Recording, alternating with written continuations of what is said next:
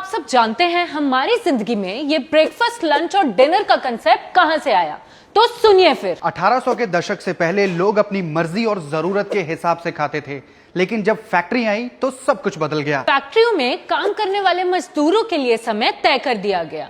अब वे अपनी मर्जी से कभी भी खाना नहीं खा सकते थे। मजदूरों को काम पर आने से पहले ब्रेकफास्ट, बीच में एक छोटा सा ब्रेक लंच और काम के बाद डिनर की आदत डाली गई, ताकि काम के दौरान मजदूर भूखे ना रहें और फैक्ट्री का काम ना रुके। धीरे धीरे हमारी भूख पेट से नहीं बल्कि घड़ी से तय होने लगी।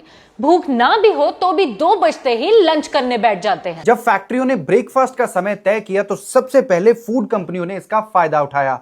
उन्होंने बार बार विज्ञापन चलाकर हमारी ब्रेन हैमरिंग की कि ब्रेकफास्ट खाना कितना जरूरी है, और उसके साथ जुड़े हुए अपने प्रोडक्ट्स को बेचना शुरू कर दिया। बड़ी बड़ी स्नैक्स कंपनियों ने हमें यह यकीन दिलाया कि थोड़ा थोड़ा खाना सेहत के लिए अच्छा होता है, लेकिन इससे इनकी बिक्री बढ़ी और हमारी इंसुलिन हमेशा हाई रहने लगी। हमेशा इंसुलिन हाई रहने की वजह से डायबिटीज होना तय है, और शायद इसी आदत की वजह से आज भारत दुनिया में डायबिटीज कैपिटल बन गया है। तो अब गौर से सुनिए, हमें ब्रेकफास्ट, लंच और डिनर जैसे सिस्टम की जरूरत क्यों नहीं है। हमारा शरीर एक हाइब्रिड इंजन की तरह काम करता है। ये खाने से मिलने वाले ग्लूकोज पर भी चल सकता है और शरीर में जमा फैट पर भी।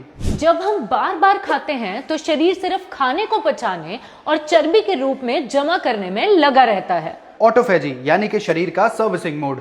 जब हम 12 से 16 घंटे तक कुछ नहीं खाते तो शरीर खुद की सर्विस करना स्टार्ट कर देता है, यानी कि अपने ही बीमार सेल्स और कोशिकाओं को खत्म करना शुरू कर देता है। जब हम बार बार खाते रहते हैं तो शरीर को अपनी सर्विस करने का टाइम ही नहीं मिलता, यानी कि ये ऑटोफेजी शुरू ही नहीं होती।